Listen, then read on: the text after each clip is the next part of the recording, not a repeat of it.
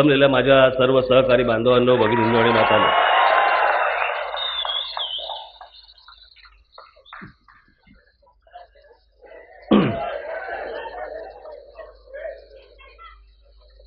गेले काही दिवस मला आपला अमेय खोपकर सांगत होता, एक गाणं करतोय आणि अवधूत गुप्ते यांनी स्वतः ते लिहिणार आहेत, त्याला ते चाल पण देणार आहेत. आणि मग काल त्यांनी सगळं ते करून मला काल संध्याकाळी ऐकवलं काय म्हटलं, उद्या मेळावा आहे म्हटलं, आता बाकीच्यांना पण अप्रुव्हल घेऊन टाका एकदा. गाण्यावरून लक्षात आलं असेल तयारी किती मजबूत आहे आपली. आज मी इथे तुमच्या समोर बोलायला आलो, हे काय लंब चौडं भाषण करण्यासाठी आलेलो नाही. कारण आता पुढचे साधारणपणे आज 1 तारीख, 19 तारखेला संध्याकाळी प्रचार संपेल. त्याच्यामुळे 19 दिवस पुढचे, म्हणजे पुढचे काही 18 दिवस बोलायचंच आहे. आणि त्यात विषय खूप आहेत. आज काय सगळं मी पोतड्यातनं बाहेर नाही काढणार.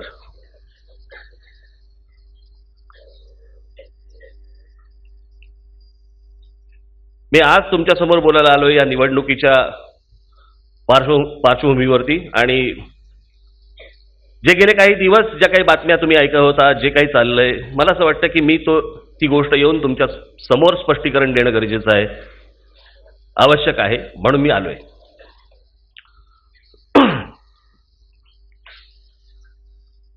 युतीचा प्रस्ताव टाळी देणार की नाही देणार, ते पूर्वी चालायचं ना, ते काहीतरी ते एक खेळ होता बघा, असं सुद्धा मारतात ते.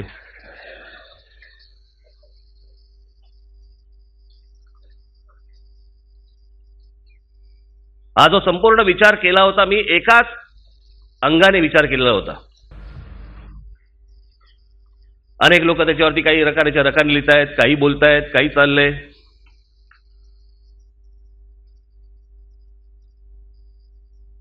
लाचारी पत्करली, गुडघे टेकले, पाय चाटले. राज ठाकरे हा स्वतःसाठी किंवा पक्षासाठी नाही, मराठी माणसासाठी म्हणून कोणाचेही पाय चाटेल.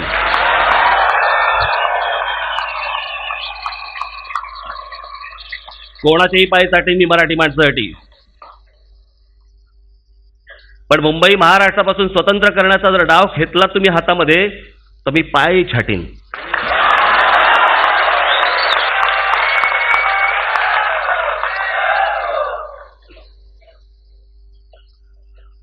काय मला समजत नाही का काय चाललंय आता केंद्रामध्ये आणि राज्यामध्ये, काय चाललंय मला समजत नाही. या भारतीय जनता पक्षाच्या डोक्यामध्ये काय काय गोष्टी वळवळत आहेत कळत नाही मला.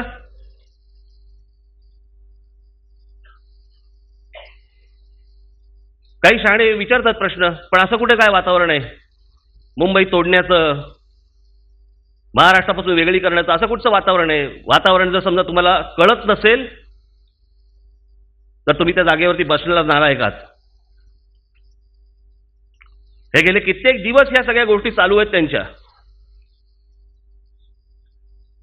हे त्यांच्या मनात पहिल्यापासून आहे. पहिल्यांदा विदर्भ बाजूला करायचा, मग हळूहळू करून मुंबईला हात घालायचा. भारतीय जनता पक्ष नको एवढ्यासाठी म्हणून मी तो हात पुढे केला होता, दुसरं तिसरं काही कारण नाही. याच्या पलीकडे जर तो हात नको असेल, आम्ही निवडणूक लढायला समर्थ आहोत, वाभाडे काढायलाही समर्थ आहोत, कपडे फाडायलाही समर्थ आहोत. पण मराठी माणसाला कळून चुकलं असेल की हा हात आता पुढे केल्यानंतर काय झालं ते. कारण काय विषय पुढचा पैशाचा आहे ना. राज्यातली सत्ता सोडता येत नाही, केंद्रातल्या बाजूला होता येत नाही, आणि त्याच्यासाठी म्हणून हे सगळे फक्त नाटकं आहेत. कल्याण डोंबिवलीला हाच प्रकार केला या दोघांनी. बाजूला झाले, भांडले, परत एकत्र आले. आताही तेच चालू आहे. त्याच्या मागे अनेक कारण आहेत. बाजूला जरी झालेले असले तरी भाजपला आता दुखवायचं नाही, हा जो शिवसेनेचा उद्देश आहे ना, याची अनेक काही कारणं आहेत. त्याच्यामध्ये मध्ये पैशाची कारणं आहेतच आहेत.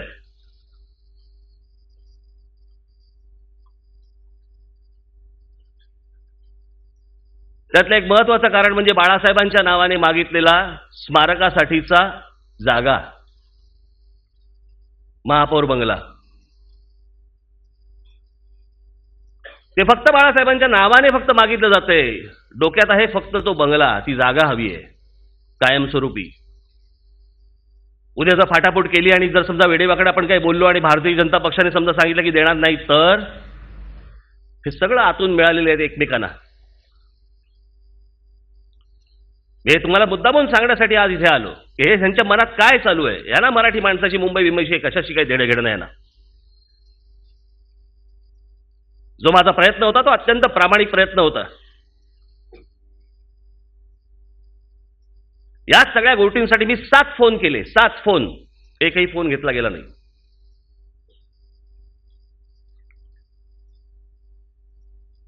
आमच्या इथे बाळा नांदगावकर आहेत. कुठे आहेत? इथे आहेत. बाळाने मला विचारलं, साहेब काय झालं? म्हटलं थांब, तुझ्या समोर परत एकदा फोन लावतो. यातनं फक्त एकच गोष्ट होती, मला फक्त भारतीय जनता पक्षाच्या मनामधल्या ज्या गोष्टी चालू आहेत ना, आता हे म्हणतील, उद्या नरेंद्र मोदींच्या तोंडून पण बोलायला लावतील की नाही असं काही आम्हाला तोडण्या बिडण्याचं, आमचे काय तोडणं म्हणजे काय, केक आहे का तो उचलला आणि बाजूला केला? ती प्रोसेस असते, ती एक वेगळ्या प्रकारची पद्धत असते की ज्याच्यातनं हळूहळू हळूहळू हळूहळू बाजूला करायचं आणि ब्युरोक्रेसीच्या हातामध्ये द्यायचं. हे सगळे यांचे उद्योग सुरू आहेत. त्यांच्या मनामध्ये ज्या गोष्टी आहेत, मी मागच्या वेळेला बोललो होतो, तुम्हाला आठवतंय, बुलेट ट्रेन आणणार. कोणासाठी हो bullet train? Bullet train Mumbai Ahmedabad. पहिला मनात विचार तुमचा अहमदाबाद का आला?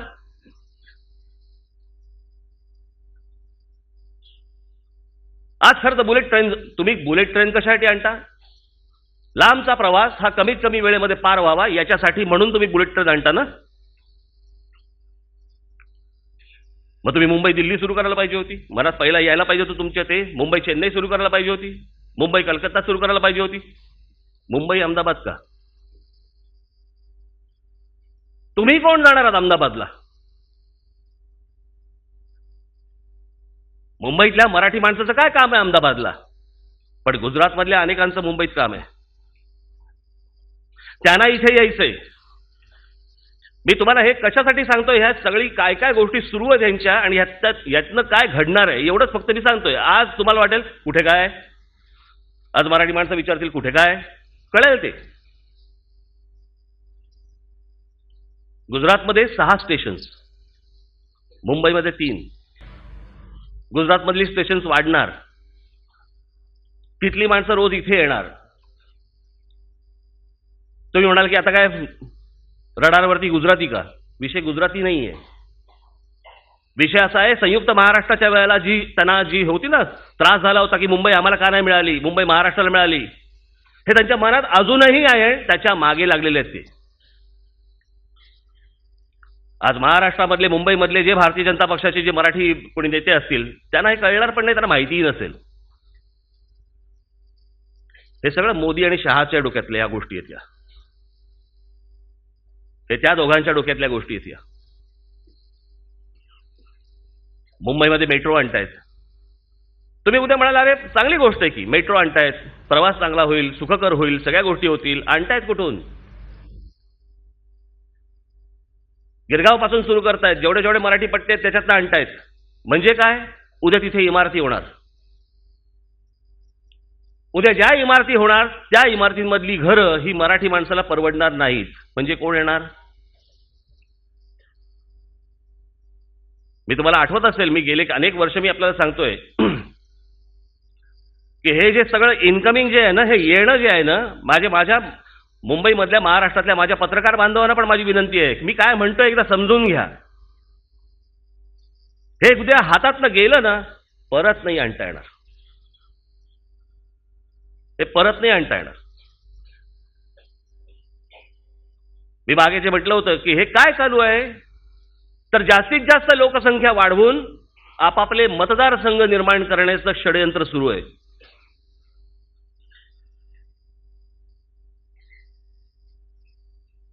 ह्याच गोष्टीच आत्ता सध्या चालू आहेत त्यांच्या, ज्याच्यातलं तुम्हाला आत्ता नाही कळणार. हे सगळं वाळवीसारखं आहे, लागते तेव्हा नाही कळत. हातात पुस्तक घेतल्यावर भुसा झालेला दिसतो त्याला कळतं, अरे वाळवी लागली होती रे. मी विधानसभेच्या वेळेलाही सांगत होतो, आठवत असेल आपल्याला, माझी भाषणं आहेत अजूनही, की या राष्ट्रीय पक्षांच्या हातामध्ये राज्याची सत्ता देऊ नका. या राष्ट्रीय पक्षांना कुठच्याही राज्याची भावना समजत नाही, तिथल्या स्थानिकांची गोष्ट समजत नाही. कालचं बघा उदाहरण, आपल्याकडच्या रेल्वे भरतीसाठी म्हणून गेलेली मराठी मुलं पोलिसांनी दिल्लीला मारली. ही दुसऱ्या राज्यातनं गेली असती तर केवढा काहूर माजला असता, केवढ्या गोष्टी झाल्या असत्या. या सगळ्या घटनेवरती कुठे आहेत तुमची हिंदी चॅनल्स काही बोलतायत, इंग्रजी चॅनल्स काही बोलतायत? कारण तुम्हाला किंमतच नाही. आमची मुलं आमची मुली ज्यावेळेला तिकडे दिल्लीमध्ये जातात आणि तिकडचा आमचा मराठी मंत्री ते सुरेश प्रभू, मग आता कधी सुरेश प्रभूंना बघितलं की हातात तंबाखूच द्यावासा वाटतो, सारखे चोळत असतात, सारखा हात चोळत असतो. पानाच्या गादीवरती लावला पाहिजे, बाजूला उभा करायचा, सुरेश हां.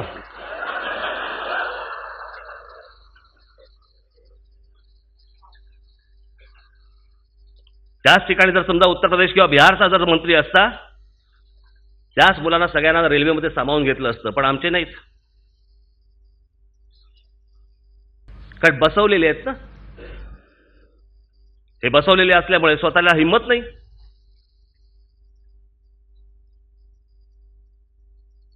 हे काय सगळं राजकारण चालू आहे? हा सगळा फास टाकण्यात येतोय तुम्हाला, सगळा फास, आणि आम्ही सगळे गुंतत चाललोय त्याच्यात.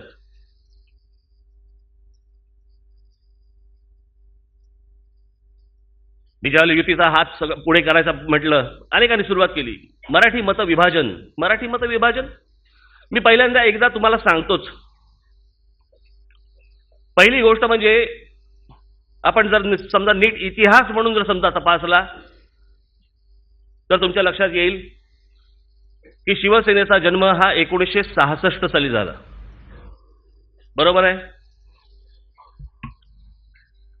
मराठी माणसासाठी म्हणून निघालेली संघटना म्हणून ती उदयाला आली. बरोबर आहे?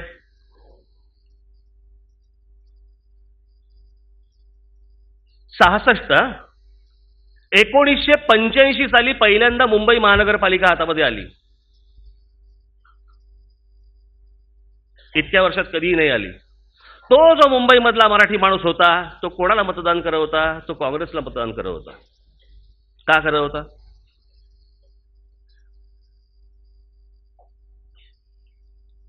आज पण जर समजा तेव्हापासूनचे सगळे जर समजा राजकीय पक्ष आपण जर समजा पकडले महाराष्ट्रातले, मग त्यावेळेचा समजा प्रजा समाजवादी पक्ष असेल, कम्युनिस्ट पक्ष असेल, जेव्हा ते डांगे साहेब जेव्हा बघायचे त्यावेळेला जनसंघ असेल, काँग्रेस असेल, शिवसेना असेल, अजून काही 2-4 पक्ष असतील, कोण यांना मतदान कोण करायचं? मुंबई महाराष्ट्रामध्ये कोण मतदान करायचं? मराठी माणूसच करायचं ना. मग सगळ्यांना मराठी माणसांनी मतदान केलेलं चालतं, राज ठाकरेला केलं की मतं फुटतात. अजबच लॉजिक आहे.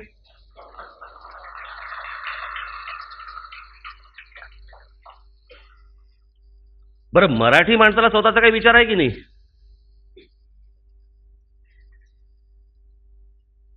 मग मला अजूनही आठवतंय ज्यावेळेला इंदिरा गांधींची हत्या ज्यावेळेला झाली 84 साली, त्याला भारतीय जनता पक्षाचा जो मतदार होता त्यांनी देखील काँग्रेसला मतदान केलेलं होतं. म्हणजे काय झालं? मतं फुटली. तामिळनाडूमध्ये गेलात तुम्ही समजा, AIDMK आणि DMK दोघे एकमेकांसमोर उभे राहतात, तिथे ना कधी कुठचं वर्तमानपत्र लिहित, तिथे ना कुठचं सोशल मीडियावरती जात, बघा तामिळ मतं फोडत आहेत.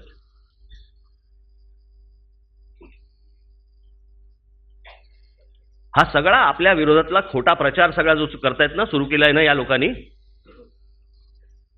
आणि त्याच्यात भाजप पुढे आहे, कारण पैसे आहेत त्यांच्याकडे.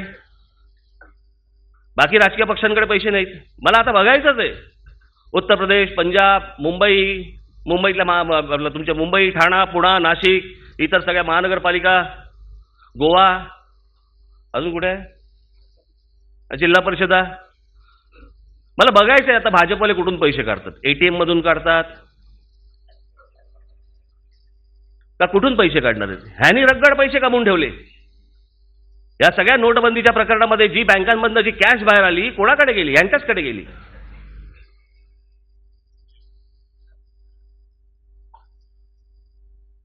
निवडणुकांना ह्यांच्याकडे पैसे असणार, बाकीच्या राजकीय पक्षांकडे नाही. असता कामा नाहीत का आम्हीच सगळं करणार. या प्रकारची हुकुमशाही या देशात चालू आहे. आता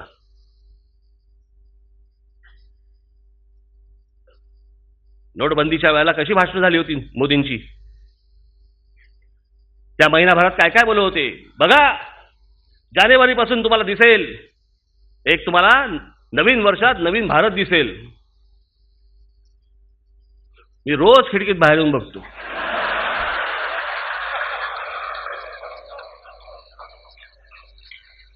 चला रोज तोच शिवाजी पार्कचा कट्टा, तेच रंग, तीच माणसं फिरतायत.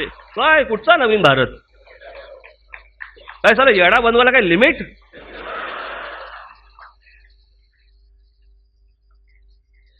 त्याच्यावर कोणी काय बोलणार नाही. राज ठाकरे भूमिका बदलतो.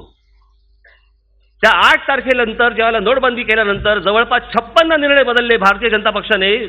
मोदींनी हा निर्णय घेतला, दुसऱ्या दिवशी बदलला, हा निर्णय घेतला, दुसऱ्या दिवशी बदलला. कोणी लिहायला तयार नाही, कोणी बोलायला तयार नाही.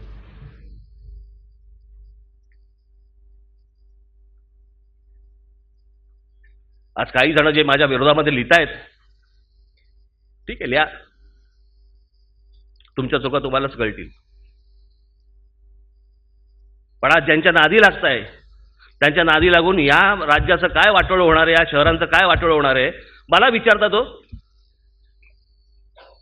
राज ठाकरेकडनं काय होतं, आम्हाला खूप अपेक्षा होत्या पण त्या पूर्ण नाही झाल्या. दिलं काय हातात?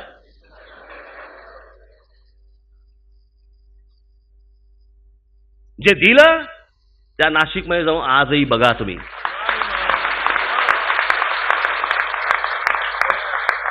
माझं आव्हान आहे की जे आपण 5 वर्षात केले ते ह्या लोकांनी 25 वर्षात देखील केलेलं नाहीये. इतकं काम त्या नाशिकमध्ये झालेलं आहे.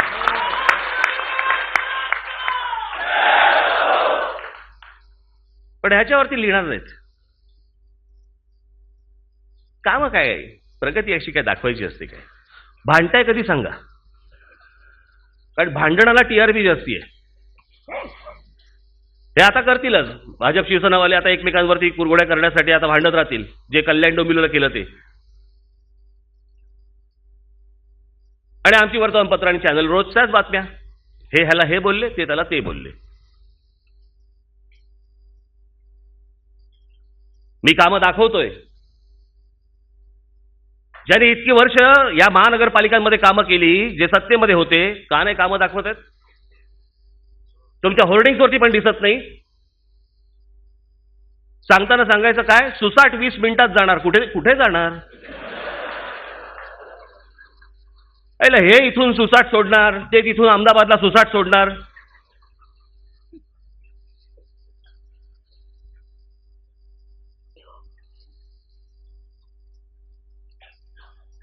जिथे आपण कामांची उद्घाटनं करतोय तिथे ही लोक 25 वर्षात देखील भूमिपूजन करतायत. उद्घाटनं नाही करत आहेत. मी सगळ्या तो नाशिकचा विकास या सगळ्या गोष्टींवरती मी माझ्या जाहीर सभेमध्ये बोलीनच. पण हे ज्या प्रकारे आज भारतीय जनता पक्षाची संपूर्ण किती 900 का 1000 लोकांची टीम आहे, ती सगळी व्हॉट्सअप पासून सगळ्या गोष्टी करण्यासाठीची.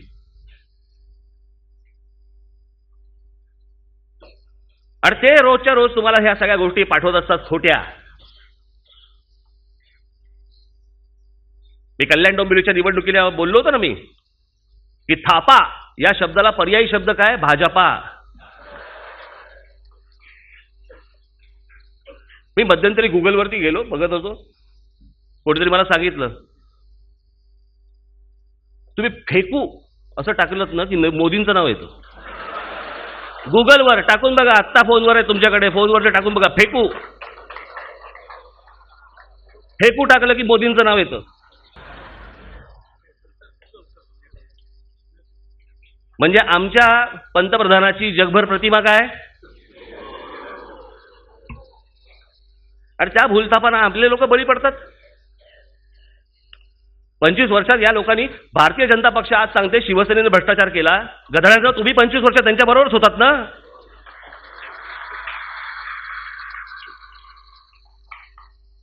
ते काय फावडं एका हाताने नाही उचललं गेलं, तुमचे दोघांचे हात लागले.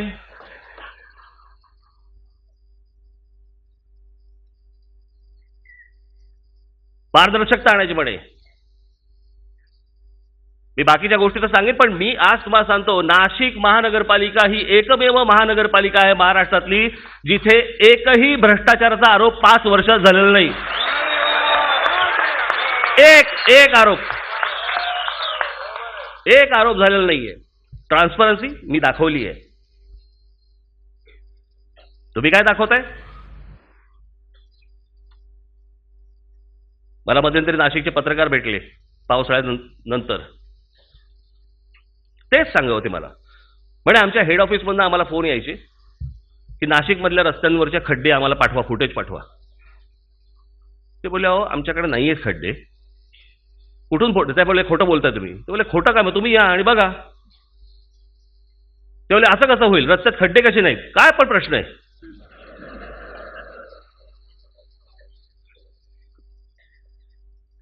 काय पण आमच्या चॅनलवर प्रश्न पडतो, असं कसं होईल, खड्डे नाहीत. या मुंबई शहरामध्ये खड्डे बुजवायचं कॉन्ट्रॅक्ट 100 कोटीचं निघतं. नाशिकमध्ये 1 रुपया लागला नाही खड्डे बुजवायला, कारण खड्डेच नाही आहेत.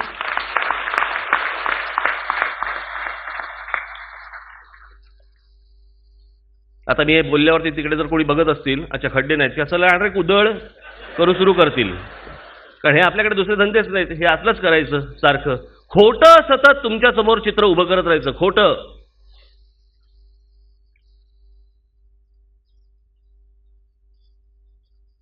माझी मुंबई, ठाणा, पुणा, नाशिक या सर्व महानगरपालिकांमधल्या माझ्या मराठी बांधवांना माझी हात जोडून विनंती आहे, यांच्या थापांना बळी पडू नका.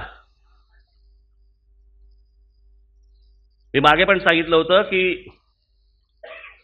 ज्या वेळेला असल्या चुका ज्यावेळेला आपण करतो, असल्या चुका ज्यावेळेला आजपर्यंत केल्या, तुमच्या आयुष्यातली 5-5 वर्ष गेलेली आहेत. हे या सगळ्यातनं काहीही करत नाही, फक्त पैसे खातात आणि तुमच्या आयुष्यातलं फक्त रोजच्या रोज कटकटी फक्त वाढतात.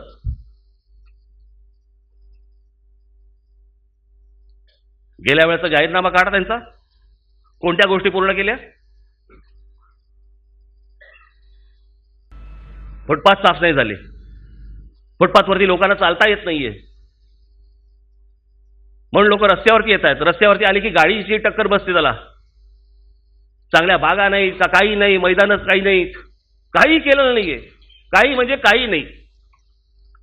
आमच्या संदीप देशपांडे आणि माझ्या इतर सगळ्या नगरसेवकांनी सगळा भ्रष्टाचार बाहेर काढला.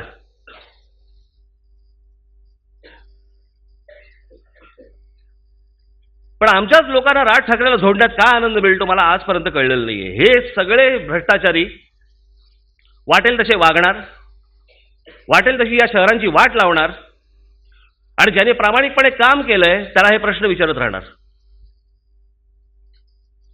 हा कुठचा प्रकार आहे? तरी या सगळ्या गोष्टींनंतर मी तरीही विचार केला की जाऊ देत, चला हे बाजूला काढा. आज सगळ्यात महत्त्वाची गोष्ट आहे मुंबई वाचवणं, मुंबईतला मराठी माणूस वाचवणं. मुंबईतला मराठी माणूस हा राजा आहे या शहराचा, त्याला त्याच्यासाठी म्हणून मी हात पुढे केला.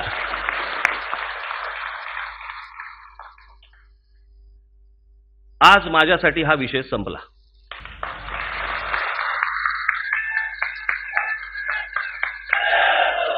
तुम्ही आज निवडणुका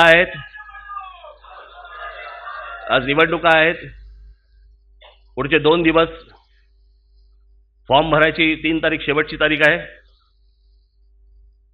मी तुम्हाला सगळ्यांना आवाहन करीन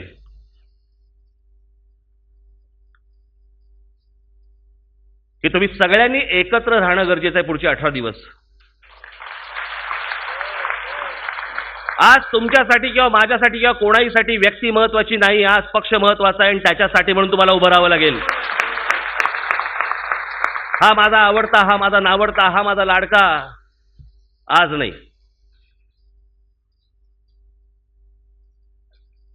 आणि अजून काय वाकडं करू शकणार आहात? हे कालच कधी कोणाला तरी म्हणत होतो, तो लगे राहू मुन्नाबाईमध्ये आहे माहिती आहे शेवटचा सीन, जेव्हा त्या संजय दत्तला आणि त्या अर्षद वारसीला लॉकअपमध्ये ठेवलेलं असतं आणि इतक्यात तो सरदार येतो, काय त्या सरदारचं नाव, बोमन इराणी, आणि त्याच्यावरती अर्षद वारसी त्याला म्हणतो, भाई इसको इधर ही दे दूं क्या, पहले से ही अंदर है और कितना अंदर जाएंगे.